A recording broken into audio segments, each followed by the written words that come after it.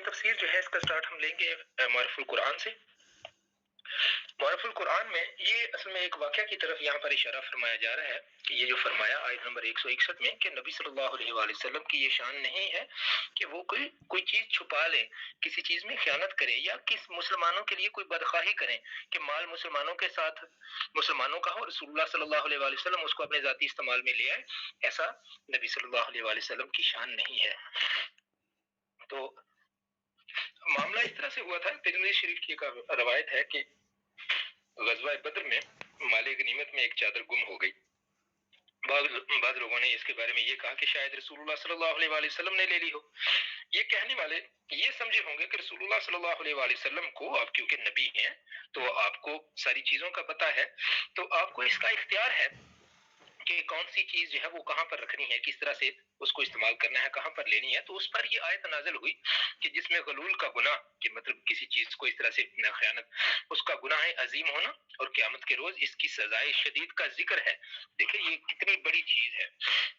جس چیز کا یہاں پر ذکر ہو رہا ہے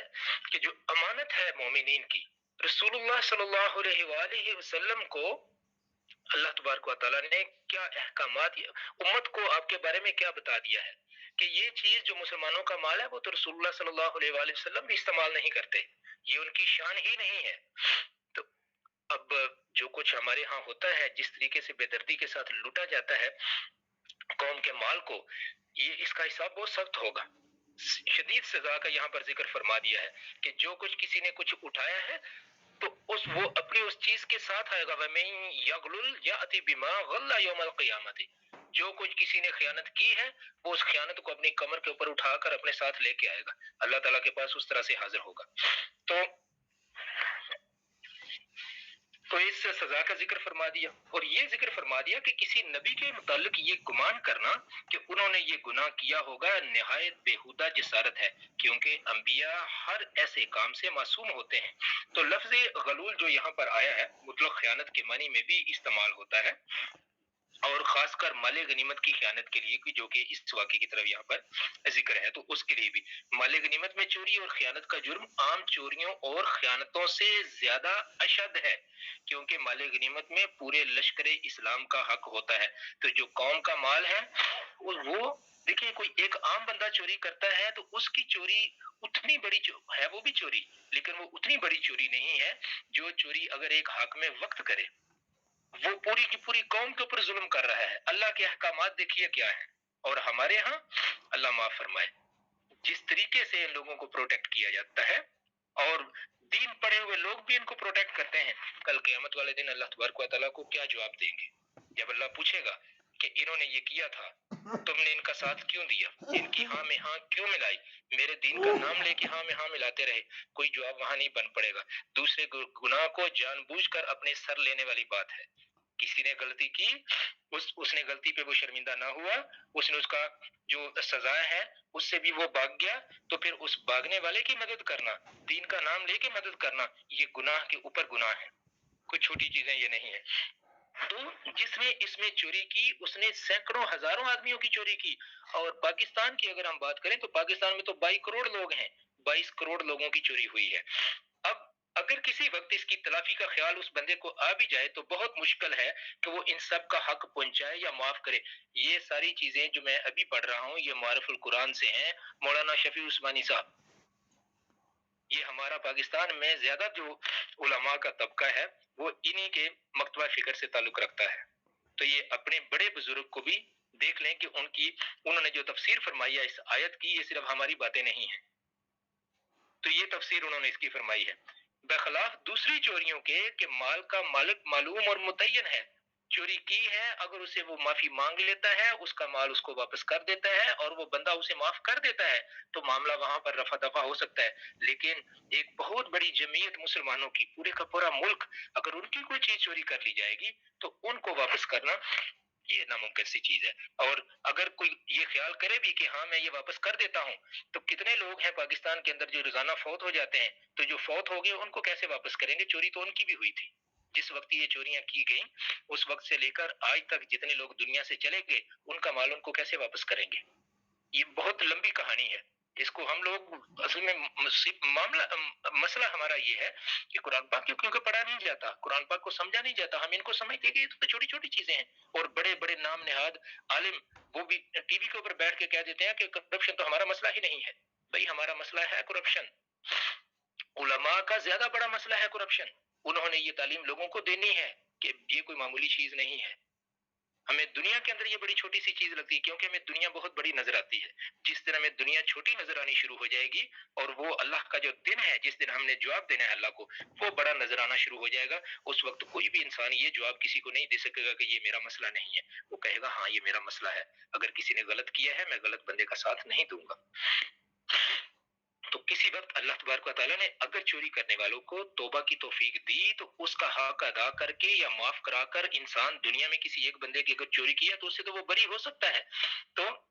یہی وجہ تھی کہ ایک غزوہ میں ایک شخص نے اون کا کچھ حصہ، دیکھیے معمولی چیزیں ہیں، اون کا کچھ حصہ، ایک غزوہ میں ایک شخص نے اون کا کچھ حصہ چھپا کر اپنے پاس رکھ لیا تھا۔ مال غنیمت تقسیم ہونے کے بعد خیال آیا تو رسول اللہ صلی اللہ علیہ وآلہ وسلم کی خدمت میں لے کر وہ حاضر ہوا۔ جب اس کو یہ خیال آیا کہ میں نے تو غلط کیا، آپ نے باوجود رحمت للعالمین ہونے کے اور امت پر ماں باپ سے زیادہ شفیق ہونے کے اس کو یہ کہہ کر واپس کر دیا کہ اب میں اس کو کس طرح سارے لشکر میں تقسیم کروں،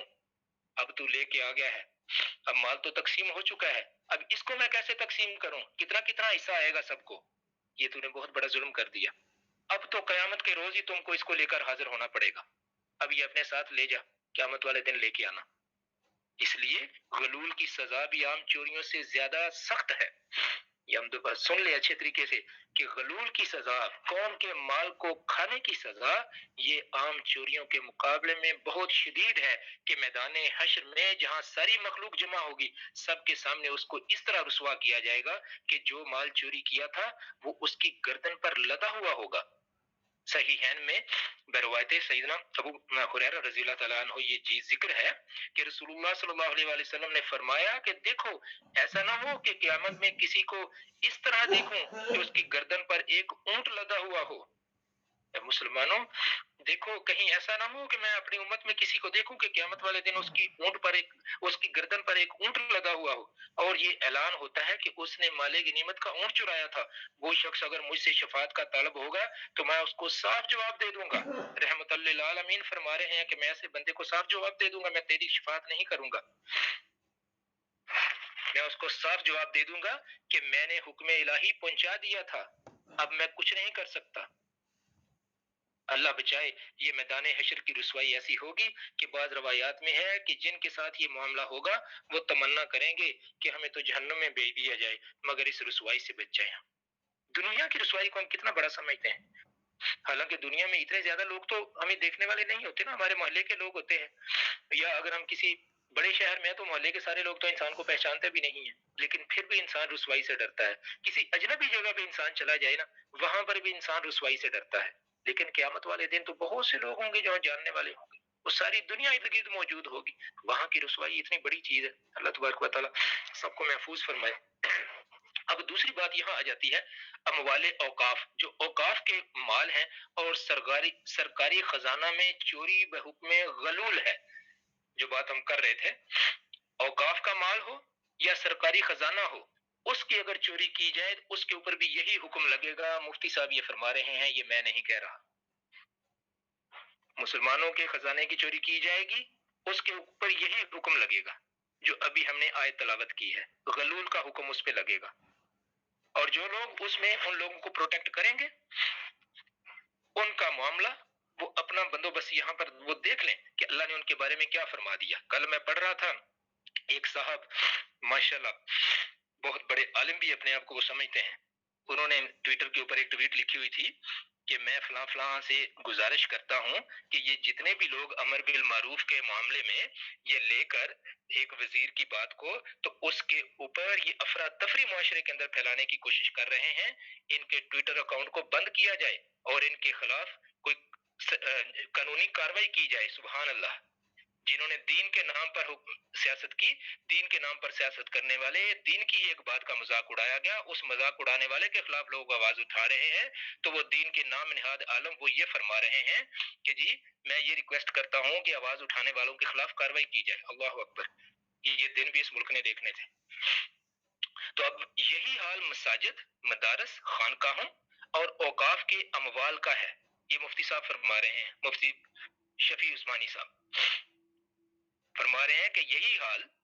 مساجد، مدارس، خانقاہوں اور اوقاف کے اموال کا ہے، ان کے اوپر بھی یہی حکم لگے گا جس میں ہزاروں لاکھوں مسلمانوں کا چندہ ہوتا ہے، اگر معاف بھی کرائے تو کس کس سے معاف کرائے گا۔ اسی طرح حکومت کے سرکاری خزانے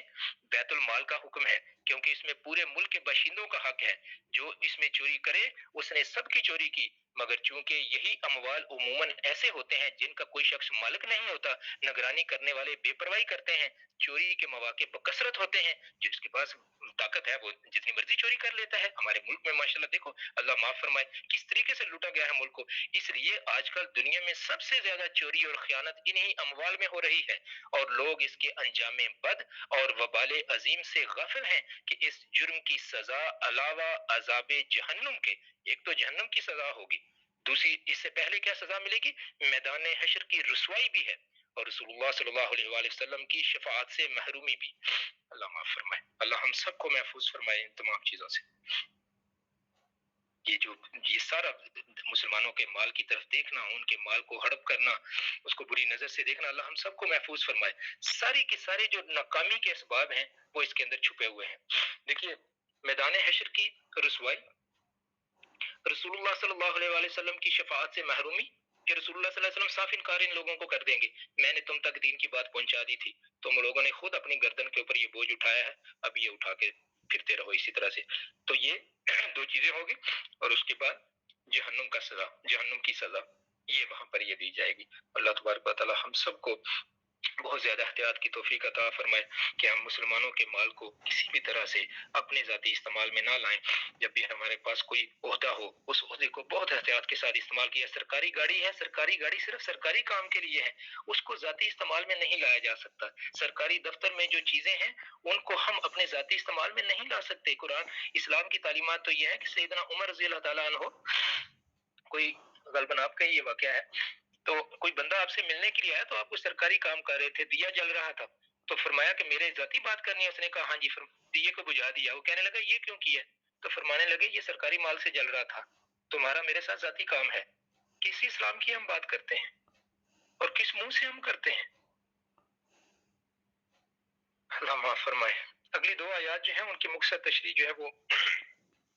وہیں پر ترجمہ کے دوران ہی ہو گئی تھی، ایک دفعہ میں دوبارہ سے اس کو پڑھ دیتا ہوں۔ تو اللہ تعالیٰ فرماتے ہیں کہ کیا جو اللہ تعالیٰ کی رضا کی پیروی کرتا ہے کیا وہ اس کی طرح کا ہو جائے گا کہ جو کہ اللہ تعالیٰ کا جس کے اوپر غصہ ہوگا اور اس کو جہنم میں ڈال دیا جائے گا، اور جہنم تو بہت ہی بری رہنے کی جگہ ہے۔ تو یہ لوگوں کے درجے ہیں اللہ کے نزدیک، سب لوگوں کے علیحدہ علیحدہ درجے ہیں، اور اللہ تعالیٰ تمہارے تمام اعمال کو دیکھنے والا ہے۔ جزاکم اللہ خیر۔ السلام علیکم ورحمۃ اللہ وبرکاتہ۔ تو یہ آیت یاد رکھیے، یہ معاملہ جو ہے جو اس کا ہے غلول کا جو، تو اس میں آیت نمبر 161 ہے سورہ آل عمران کی۔ جی السلام علیکم ورحمۃ اللہ وبرکاتہ۔